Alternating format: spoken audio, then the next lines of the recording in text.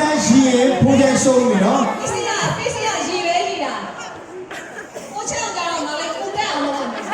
နော် โอเคဖိုးချမ်းတီးရမယ်ဖိုးချမ်းဖန်တော့တီးရမယ်โอเคโอเคကြည့်ကိုချမ်းကြည့်ပြီ ပစ္စည်းကြရနော်ပစ္စည်း တော့ကြည့်ပြီတော့ရှိ ပစ္စည်း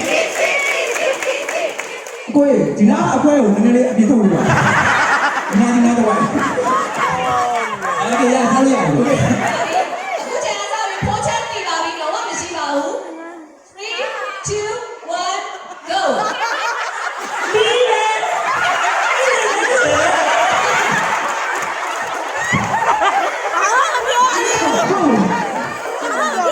သူလုံးလုံးရည်ရတယ်ဆိုင်အောက်ကနေကရည်ရယောက်ျားတိုင်းကြီး